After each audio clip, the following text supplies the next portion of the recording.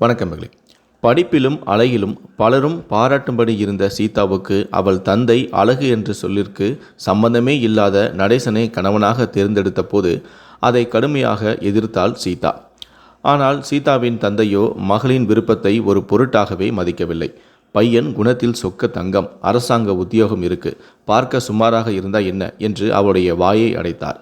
பார்க்க சுமார் என்ற வார்த்தை கூட நடேசனுக்கு பொருத்தமான வார்த்தை கிடையாது. கருத்த நிறம், உடல் மெலிந்து சோடா புட்டி கண்ணாடி அணிந்திருந்த நடேசனை எந்த விதத்திலும் சுமார் என்று ஒத்துக்கொள்ள சீதாவால் முடியவில்லை. 2 நாள் சாப்பிடாமல் பிடிவாதம் செய்த சீதா குடும்ப நிர்பந்தம் காரணமாக வேறு வழியில்லாமல் கல்யாணத்திற்கு சம்மதிக்க வேண்டிய சூழ்நிலைக்கு ஆளானாள். ஆனால் அவளுடைய அப்பா சொன்னது போல நடேசன் குணத்தில் சொக்க தங்கமாகவே இருந்தார். அன்பான மனிதராக இருந்த அவர் நிர்மலா சொன்னதற்கெல்லாம் தலையாட்டினார். எல்லா விதங்களிலும் அவளை அனுசரித்தும் போனார். சீதாவிற்கு அவருடைய குணங்களில் எந்த குறையும் சுட்டிக்காட்ட முடியவில்லை. ஆனால் வெளியே 4 பேருக்கு முன்னால் அவளுடன் செல்வது அவளுக்கு அவமானமாக இருந்தது. வேண்டாம் வெறுப்பாக வீட்டிற்குள்ளே அவளுடன் குடும்பம் நடத்தவும் பழகி கொண்டாள்.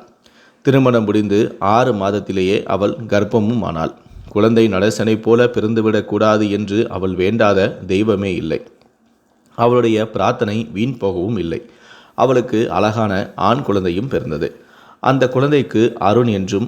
2 வயது ஆனபோது அவள் எதிர் வீட்டுக்கு ஒரு கவர்ச்சியான ஆணழகனும் குடிவந்தான். தனியார் கம்பெனியில் வேலை பார்த்த அவன் பார்க்க சினிமா நடிகனைப் போல இருந்தான்.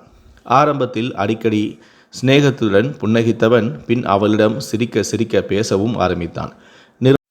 சீதாவின் மகனான அருணிடமும் அதிக அன்பையும் அவன் காட்டினான். சீதாவின் குழந்தையை அடிக்கடி வண்டியில் ஏற்றிக்கொண்டு கடை வீதியில் வலம் வருவான். கொஞ்சம் கொஞ்சமாக சீதா உடுத்தக்கூடிய உடைகளையும் பாராட்டினான். அவள் அழகையும் பாராட்டினான். மெல்ல மெல்ல அவள் மனதில் இடமும் பிடித்தான்.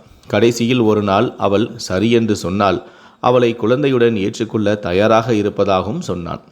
ஆரம்பத்தில் தன்னுடன் தனியாக வந்துவிடும்படியும் அவள் நடேசனிடமிருந்து சட்டப்படி விவாகரத்து வாங்கிய பின் திருமணம் செய்து குழந்தையை அழைத்து கொண்டு போய்விடலாம் என்றும் சொன்னான். 1-2 மாதங்களில் இதையெல்லாம் சாதித்து விடலாம் என்றும் அதன் பின் அவர்கள் வாழ்க்கை எல்லையில்லா சொர்க்கமாக இருக்கும் என்றும் ஆசை காட்டினான். ஒரு பலவீனமான மனநிலையில் எதையும் பற்றி யோசிக்காமல் அவனின் அழகில் மயங்கியிருந்த சீதா சரி என்று தலையும் மாட்டினாள். ஆனால் அவளுக்கு குழந்தையை விட்டுவிட்டு போவதுதான் தயக்கமாக இருந்தது. சில நாட்கள் தானே என்று சீதாவை சமாதானப்படுத்தி ஒத்துக்கொள்ளவும் வைத்தான். தன்னை மன்னிக்கும்படி கணவனுக்கு ஒரு கடிதம் எழுதி வைத்துவிட்டு அவனுடன் சீதாவும் ஓடிப்போனாள். இருவரும் பெங்களூருவில் ஒரு லாட்ஜ் எடுத்து தங்கினார்கள். 3 நாட்கள் கழித்து அவன் பணத்தையும் நகையையும் எடுத்துக்கொண்டு அவன் காணாமல் போய்விட்டான். அவளுக்கு இப்போது நடந்ததை கொஞ்சம் கூட நம்ப முடியவும் இல்லை. அவன் திரும்ப வருவான் என்று எதிர்பார்த்து காத்திருந்தவளுக்கு மெல்ல மெல்லதான் உண்மையும் புரியவும் ஆரம்பித்தது. அந்த நிமிடம் இந்த உலகமே சீதாவிற்கு நரகமாக தெரிந்தது. அந்த லாட்ஜில் தங்கியதற்கு கொடுப்பதற்கு கூட அவளிடம் பணம் இல்லை. நல்ல வேளையாக அவளுடைய தோழியான தேவி பெங்களூரில்தான் வேலை பார்த்து கொண்டு இருந்தாள். அவளுடைய ஃபோன் நம்பர் இருந்ததால் ஃபோன் செய்து விஷயத்தை கூறி அவளை வரவழைத்தாள். திருமணம் செய்து கொள்ளாமல் தனியாக வசித்து வந்த தேவி வந்து சீதாவை தன் வீட்டுக்கு கூட்டிக் கொண்டு போனாள். சில நாட்கள் உண்ணாமல் உறங்காமல் பித்து பிடித்தது போல இருந்த தன்னுடைய தோழியை பார்த்து ஆரம்பத்தில் பயந்தே போனாள் தேவி. அவள் தற்கொலைக்கு முயல்வாளோ என்று சந்தேகம் கூட அவளுக்கு வந்தது. அவள் சந்தேகத்தை ஊகித்து போல வறண்ட குரலில் சீதா சொன்னாள், பயப்படாத தேவி, நான் கண்டிப்பாக தற்கொலை செய்து கொள்ள மாட்டேன். நான் செய்த தப்புக்கு நான் அனுபவிக்க வேண்டியது இன்னும் நிறைய இருக்கு. அதை முழுதும் அனுபவிக்காமல் நான் சாக விரும்பல என்று சொல்லும் போதே அவள் வார்த்தைகளில் சுய வெறுப்பு பரிபூர்ணமாக தெரிந்தது. அது காலப்போக்கில் வலிந்துவிடும் என்று தேவி நினைத்தாள். ஆனால் அது நிரந்தரமாக சீதாவின் மனதுக்குள் தங்கி போனது. 1 மாதம் கழித்து தேவி கேட்டாள், சீதா, இனி என்ன செய்கிற போற என்ற தேவியின் கேள்விக்கு எனக்கு இங்கே ஏதாவது வேலை வாங்கி தரியா என்ற பதிலை தான் சீதா தந்தாள். அப்படின்னா நீ திரும்ப உன்னுடைய வீட்டுக்கு போகலையா என்ற தேவியின் கேள்வியால் சீதா கூனி குறுகி விட்டாள். 3 நாள் நான் சாக்கடையில் விழுந்திருந்து அழுகிட்டேன். அந்த நல்ல மனுஷனுக்கு மனைவியாகவோ அவரோட குழந்தைக்கு தாயாகவோ இருக்கிற அதிகதையை நான் இழந்துட்டேன் தேவி என்று சொல்லும்போதே சீதாவின் கண்களில் கண்ணீர் சிந்தியது. நீ போகலனா நீ அவங்க கூட எங்கேயோ வாழ்க்கை நடத்திட்டு இருக்கிறதா அவங்க நினச்சிட்டு இருப்பாங்க சீதா என்றாள் தேவி. நீ நீ 3 நாளைக்கு மேலே அவன் கூட இருக்கலைங்கிறத அவங்களுக்கு தெரியாமலே போயிடும் என்று கூறிய தேவியிடம், கற்பில் 1 நாள் 9 நாளுன்னு கணக்கெல்லாம் எதுவும் இல்லை தேவி, கற்பு இருக்கு இல்லை அப்படிங்கிறது தான் கற்புடைய அளவுகோல் என்று கூறிய சீதாவை பார்த்து தேவி வாயடைத்து போனாள். அதன் பிறகும் எத்தனையோ முறை சொல்லி பார்த்தும் சீதாவின் அந்த எண்ணம் கடைசி வரை மாறவே இல்லை. அவளுடன் இருந்த அந்த 3 நாள் வாழ்க்கை பழைய சீதாவை முழுமையாக சாகடித்து விட்டதாகவே தேவிக்கு தோன்றியது. அதன் பிறகான காலங்களில் அவள் என்றுமே அழுததும் இல்லை, சிரிக்க வேண்டிய நேரங்களில் கூட சிரித்ததில்லை, தன்னை அழகுபடுத்தி கொண்டதும் இல்லை, ருசியாக சமைத்து சாப்பிட்டதும் இல்லை, தேவியை தவிர யாரிடமும் நெருங்கி பழகியதும் இல்லை. எத்தனையோ இரவுகளில் உறங்காமல் ஜன்னல் வழியாக வெறித்து பார்த்து கொண்டிருந்த தோழியை பார்த்து தேவி மனம் வெந்திருந்தாள். என்ன கொடுமை இது, எத்தனை காலத்துக்கு இப்படி இருப்ப சீதா? ஒரு நாள் அவளின் இந்த கோலத்தை பார்க்க முடியாமல் தேவி கேட்டாள். அவளின் கேள்விக்கு சீதா எந்த பதிலையும் சொல்லவில்லை. இப்படி உள்ளுக்குள்ளே சித்திரவதை அனுபவிக்கிறதுக்கு பதிலா நீ நேரா உன் வீட்டுக்கு போய் அவங்க பேசுறதை கேட்டுக்கலாம், கொடுக்கிற தண்டனையும் ஏற்றுக்கலாம், ஒரேடியாக அழுதும் தீர்த்துக்கலாம், அப்படியாவது உன் பாரத்தை குறைச்சிக்கலாம் என்று தேவி எத்தனை முறை கூறினாலும் அதை சீதா ஏற்றுக்கொள்ளவே இல்லை. அவளுடைய நடைப்பிடமான வாழ்க்கை தொடர்ந்தது. அடுத்த மாதமே ஒரு வேளையில் அவளை சேர்த்து விட்டாள் தேவி. நடைப்பிடமாக அந்த வேலைக்கும் போய் வந்து கொண்டிருந்தாள் சீதா. வாங்குகிற சம்பளத்தில் அத்தியாவசிய செலவு போக ஒரு பகுதியை தேவியிடமும் மீதிய அனாதை ஆசிரமங்களுக்கும் கொடுத்து விடுவாள் சீதா. அவளுடைய தோழி ஒருத்தி மூலமாக சீதாவுடைய வீட்டு விசேஷங்கள் அவ்வப்போது தெரியவும் வந்தன. கணவரான நடேசன் வேறு கல்யாணம் செய்து கொள்ளவில்லையாம். நிர்மலாவின் பெற்றோர் அருணை தாங்கள் வளர்ப்பதற்கு முன் வந்தனர். அதற்கு அவர் சம்மதிக்கவும் இல்லையாம். மகனை தானே வளர்த்தார் நடேசன். ஊரில் சீதாவை பற்றி கேவலமான பேச்சுகள் அதிகமாகவே அவர் சென்னைக்கு மாற்றல் வாங்கி மகனை தன்னுடனே அழைத்து கொண்டு சென்று விட்டாராம். மகன் அருண் படிப்பில் படுச்சுட்டியாக இருந்தான். நடேசன் அவனை பெரிய பெரிய படிப்புகளையெல்லாம் படிக்க வைத்தார். அவனுக்கு நல்ல வேலை கிடைத்த 2 மாதங்களில் நடேசனும் காலமானார். அந்த தகவல் கிடைக்கும் வரை பொட்டு மட்டுமே வைத்திருந்த சீதா அதன் பின் அதையும் நிறுத்திவிட்டாள். அவள் இறந்து 3 மாதங்கள் கழித்த பின் உடல் நலம் பாதிக்கப்பட்ட சீதாவிற்கு மருத்துவ பரிசோதனை செய்தபோது தான் அவர் கேன்சர் முற்றிய நிலையில் இருப்பது தெரிந்தது. நோய் வந்த பின் தான் பல நாள் யோசனைக்கு பிறகு இறப்பதற்கு முன் ஒரு முறையாவது மகனை நேரடியாக சந்திக்க முடிவு செய்தாள் சீதா. அவள் தன்னுடைய முடிவை தன்னுடைய தோழியான தேவியிடமும் சொன்னபோது தேவிக்கு தன் காதுகளை நம்ப முடியவில்லை. பேச வார்த்தைகள் இல்லாமல் தோழியின் கைகளை ஒரு நிமிடம் இறுக்கமாக பிடித்தும் கொண்டாள். எத்தனையோ முறை இதை பற்றி சொல்லியும் கேட்காத சீதா மரணம் அருகில் வந்துவிட்டது என்பதை அறிந்தவுடன் மனமாற்றம் அடைந்தது தேவியுடைய மனதை நெகிழ வைத்தது. குரல் கரகரக்க தேவி சொன்னால், துணைக்கு நானும் வரேன் சீதா என்றாள். கார் 20 வருடங்கள் கழித்து தன் மகனை பார்க்க சென்னைக்கு வந்திறங்கினாள் நிர்மலா. இந்த தீர்மானம் அவளால் சுலபமாக எடுக்கப்பட்டதல்ல. மிகவும் கொடுமையான அனுபவமாக இந்த பயணம் இருக்கப் போகிறது என்பதை அவள் நன்றாகவே அறிவாள். மனதை சந்திக்கும் போது அவன் ஒரு புழுவை விட கேவலமாக பார்ப்பான் என்பதில் அவளுக்கு சிறிதும் சந்தேகமில்லை. ஆனால் எத்தனையோ காலமாக அவள் சுமந்து கொண்டிருந்த ஒரு பெரிய பாரத்தை இறக்கி வைக்காமல் அவளுக்கு இறந்து போவதில் விருப்பமும் இல்லை என்பதால் சகல தைரியத்தையும் வரவழைத்து தன் உயிர் தோழியான தேவியையும் அழைத்து கொண்டு அவள் பெங்களூரிலிருந்து சென்னை கிளம்பினாள். ஆனால் பெங்களூருவில் கிளம்பும்போது இருந்த தைரியம் சிறிது சிறிதாக குறைந்து கொண்டே வந்தது. சென்னைக்கு வந்து வாடகை காரில் ஏறி அமர்ந்த போது சுத்தமாக அது கரைந்தும் போயிருந்தது. வாசலில் இருந்து வீட்டுக்குள் உள்ளே போவதற்காவது அனுமதி கிடைக்குமா என்ற சந்தேகம் வலுக்கவும் அவளுக்கு ஆரம்பித்தது. ஆனால் அவன் எப்படி நடத்தினாலும் சரி, அது அவள் செய்த தவறுக்கு குறைந்தபட்ச தண்டனையாக தான் இருக்கும் என்று மனதுக்குள் நினைத்தாள். மகன் வீட்டை நோக்கி கார் முன்னேற மனமோ பின்னோக்கி பயணிக்க ஆரம்பித்தது.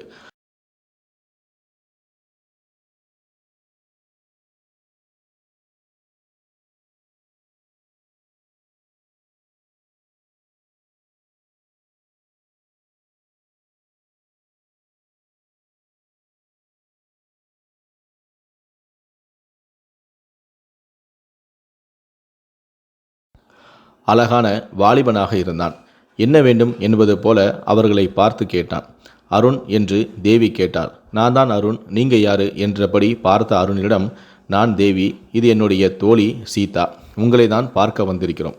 தாயின் பெயர் கேட்டும் அவனுக்கு அவளை அடையாளம் தெரியவில்லை. தேவிக்கு அவனை தவறு சொல்லவும் தோன்றவில்லை. அவனுக்கு அவன் தாயின் நினைவு எல்லாம் ஏதாவது பழைய புகைப்படத்தினுடையது இருக்கலாம். அந்த அழகு சீதாவிற்கு இன்றைய நடப்பிடமான சீதாவிற்கும் தோற்றத்தில் சிறிது கூட சம்மந்தம் தெரியவில்லை. உள்ளே வாங்க என்று இருவரையும் அருண் அழைத்தான். உள்ளே வரவேற்பறையில் 2 புகைப்படங்கள் சுவரில் தொங்கின. ஒன்றில் நடேசன் மட்டும் இருந்தார். இதற்பதற்கு சில காலம் முன் எடுக்கப்பட்ட புகைப்படம் போல அது இருந்தது. அந்த புகைப்படத்திற்கு சந்தன மாலையும் போடப்பட்டு இருந்தது. இன்னொன்றில் நடேசனும் சீதாவும் கை குழந்தையான அருணும் இருந்தனர். உட்காருங்க என்றான் அருண். இருவரும் அங்கிருந்த சோபாவில் உட்கார்ந்தார்கள். சீதாவின் கண்கள் நடேசனின் புகைப்படத்தில் நிலைத்து நின்றன.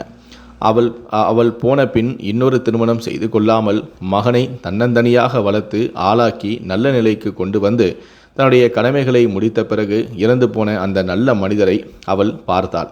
அவள் கண்கள் லேசாக கலங்கின. தன் தோழியை பார்த்து கொண்டிருந்தாள் தேவி. 20 வருடம் காலத்தில் முதல் முறையாக சீதா கலங்குகிறாளே என்று. சீதாவின் பார்வை நடேசன் படத்தில் நிலைத்திருந்தது. அவள் கண்கள் கலங்கியதும் அவளுடைய பெயர் சீதா என்று கூட வந்த பெண்மணி சொன்னதும் எல்லாமே சேர்த்தபோது அருணுக்கு அவள் யார் என்பது புரிய ஆரம்பித்தது. அவன் முகத்தில் சொல்ல முடியாத உணர்ச்சிகள் தெரிந்தன. அவன் இன்னொரு புகைப்படத்தில் இருந்த தாயின் உருவத்தை இப்போது எதிரில் இருக்கும் உருவத்தையும் ஒப்பிட்டு பார்த்தான். ஒற்றுமை சுத்தமாக இல்லை என்றாலும் அவள் தன்னுடைய தாய் என்பது சொல்லாமலேயே உறுதியாகிறது. அவன் அறிந்து கொண்டான் என்பது இருவருக்கும் தெரிந்தது. சிறிது நேரம் அங்கே ஒரு கனத்த மௌனம் நிலவியது. ஆனால் சீதா பயந்தது போல அவன் அவளை அடித்து துரத்தவோ கேவலமாக நடத்தவோ செய்யவில்லை.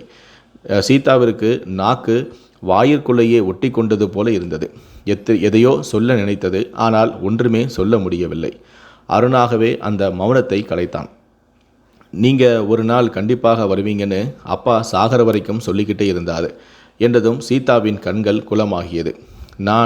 நான் அதற்கு மேல் அவளால் பேச முடியவில்லை. அருண் சொன்னான், நீங்கள் எதுவுமே சொல்ல வேண்டாம். அப்பா எல்லாத்தையும் எங்கிட்ட சொல்லியிருக்காரு. நீங்கள் ரொம்ப அழகா, பேரழகா, அவர் அழகில்லைன்னு அவருக்கு தாழ்வு மனப்பான்மை இருந்ததாகவும் உங்களை எப்போதுமே அவர் சந்தேகப்பட்டுக்கிட்டே இருந்ததாகவும் அடிக்கடி உங்களை அடித்து சித்திரவதை செய்ததாகவும் ஒரு நாள் தாங்க முடியாமல் நீங்கள் வீட்டை விட்டே ஓடி போனதாகவும் அவர் சொல்லியிருக்காரு. இது என்ன புதுக்கதை என்று திகைத்தாள் தேவி. அதாவது சீதாவுடைய தோழியான தேவி. அருண் அவளை அடித்து துரத்தாமல் இருந்த காரணம் சீதாவிற்கு புரிந்தது. அருண் தொடர்ந்தான். அவர் சாகரப்போ கடைசியாக என்கிட்ட கேட்டது இதுதான். ஒரு நாள் நீங்கள் திரும்பி வந்தால் உங்களிடம் முடிந்த கதைகளை பற்றியெல்லாம் கேட்டு புண்படுத்தாமல் நல்ல மகனாக உங்களை கடைசி வரைக்கும் பார்த்துக்கணும்னு அப்பாவோட கடைசி ஆசையாக சொல்லிக்கிட்டு இருந்தார். சீதா உடைந்து போனாள். இத்தனை வருடங்கள் சேர்த்து வைத்திருந்த துக்கம் இந்த வார்த்தைகளால் ஒரே கணத்தில் பல மடங்காக பெருகி வெடித்து விட்டது. எழுந்து அந்த மனிதர் புகைப்படத்திற்கு அருகே போய் கை கூப்பி கொண்டே கீழே சரிந்தபடி குலுங்கி குலுங்கி அழுதாள். இறக்கும் வரை அவளை பற்றி ஒரு தவறு கூட சொல்லாமல் இறக்கும் போதும் அவளுக்காக மகனை வேண்டிக் கொண்ட இப்படிப்பட்ட மனிதரை கணவராக பெற அவள் என்ன தவம் செய்துவிட்டாள்? அப்படிப்பட்ட மனிதரை விட்டு ஓடிப்போய் அவள் என்ன ஒரு முட்டாள்தனம் செய்துவிட்டாள்? அவளை சமாதானப்படுத்த அருண் முயன்ற போதும் அவனிடம் தேவி மெல்ல முணுமுணுத்தாள். வேண்டாம், அலட்டும், விட்டுவிடு. அவள் இந்த 20 வருடமாக ஒரு தடவை கூட அளவோ சிரிக்கவோ இல்லை. அழுது குறைய வேண்டிய துக்கம் இது, அழுதே குறையட்டும். தேவி சொன்னதை யோசித்து கொண்டே அருண் அழும் தாயை வெறித்து பார்த்து கொண்டு அமர்ந்திருந்தான். மானசீகமாக நடேசனுக்கு நன்றியும் சொன்னாள் தோழியான தேவி. மலையாய் நினைத்து பயந்த விஷயத்தை அவர் நல்ல மனதால் ஒன்றுமில்லாமல் செய்துவிட்டாள். அவள் நிம்மதி பெருமூச்சும் விட்டாள். ஆனால் சிறிது அழுது ஓய்ந்த சீதா மகனை பார்த்து உடைந்த குரலில் சொன்னால் அவர் சொன்னதெல்லாம் பொய். தேவியின் நிம்மதி காணாமல் போனது. எல்லாம் நல்லபடியாக வரும் வேளையில் இவள் ஏன் இப்படி சொல்கிறாள்? கண் ஜாடையால் தன்னுடைய தோழி பேசுவதை நிறுத்தச் சொன்னாள். ஆனால் சீதாவோ தன் தோழியின் கண் ஜாடையை பெரிதுபடுத்தவில்லை. அவர் என்னை சந்தேகப்படவில்லை, என்னை சித்திரவதையும் செய்யவில்லை, ஏன் ஒரு தடவை கூட என்னை முகம் சுளித்து பேசியதும் கிடையாது. அந்த தங்கமான மனுஷனை பற்றி நீ தப்பாக நினச்சிடக்கூடாது. நான் நல்லவ இல்லை, எல்லா தப்பும் என் மேலே தான் என்று ஆரம்பித்தவள் நடந்ததையெல்லாம் ஒன்றுவிடாமல் சொன்னாள். ஒரு நீதிபதி முன் குற்றவாளி தன்னுடைய முழு குற்றத்தையும் ஒத்துக்கொள்வது போல ஒத்துக்கொண்டாள். எல்லாம் சொல்லிவிட்டு நீ என்னை எப்படி தண்டித்தாலும் நான் ஏற்றுக்கொள்ள தயார் என்பது போல அவனை கண்ணீர் மல்க பார்த்தபடி நின்றாள் சீதா. பரிதாபமாக அருணை பார்த்த தோழியான தேவி அடுத்து என்ன நடக்கப் போகிறதோ என்று இருந்தாள். ஆனால் சீதா சொன்னது எல்லாவற்றையும் கேட்டுவிட்டு சிறிது நேரம் ஒன்றும் சொல்லாமல் அவளையே ஆழமாக பார்த்து கொண்டிருந்தான் அருண். பின் மெல்ல சொன்னான், அவர் சொன்னது பொய்ங்கிறது எனக்கு தெரியும். திகைப்புடன் அவளை பார்த்தாள் தேவி. அவன் தாயை பார்த்து தொடர்ந்து சொன்னான், எனக்கு நினைவு தெரிஞ்ச நாளில் இருந்து அவரை பார்த்து வளர்ந்த எனக்கு அவர் என்ன செய்வார் என்ன செய்ய மாட்டார்னு தெரியாதாமா. பெரியவனான பிறகு சில உறவுக்காரங்க மூலமாக எனக்கு உண்மை தெரிஞ்சு போச்சு. ஆனால் அப்பா கிட்ட நான் உண்மை தெரிஞ்ச மாதிரி காட்டிக்கவும் இல்லை. எனக்கு அம்மாவுக்கு அம்மாவா அப்பாவுக்கு அப்பாவா எல்லாமும் இருந்த அந்த மனுஷர் என்கிட்ட இதுவரைக்கும் வேறு எதையும் கேட்டதில்லை. சாகிறதுக்கு முன்னாடி அவர் கடைசியாக கேட்டது உங்ககிட்ட பழச எதுவுமே கேட்காம உங்களை ஏற்றுக்கிட்டு கடைசி வரைக்கும் நல்லபடியாக பார்த்துக்கிறது மட்டும்தான். அதனால் அதை அப்படியே செய்ய நான் தயாராக இருந்தேன்னாலும் மனசால் உங்களை என்னால் மன்னிக்க முடியலை. சீதா தலை குனிந்தபடி புரிகிறது என்பது போல தலையாட்டினாள். அருண் எழுந்து அவன் அருகில் வந்து தொடர்ந்து சொன்னான், நான் நீங்கள் எவன் கூடவோ வாழ்க்கை நடத்தி வேறு குழந்தை குட்டிகளோட இருப்பீங்கன்னு மனசில் நினச்சிக்கிட்டு இருந்தேம்மா. ஆனால் அப்பாவுக்கு மட்டுமே உள் மனசில் நீங்கள் அப்படி இருக்க மாட்டீங்கன்னு தோணியிருக்கு. அதனால தான் அவருக்கு உங்கள் மேலே கடைசி வரைக்கும் ஒரு துளி கூட அன்பு குறையலை. நீங்கள் ஒரு நாள் வருவீங்கன்னு எதிர்பார்த்தார்.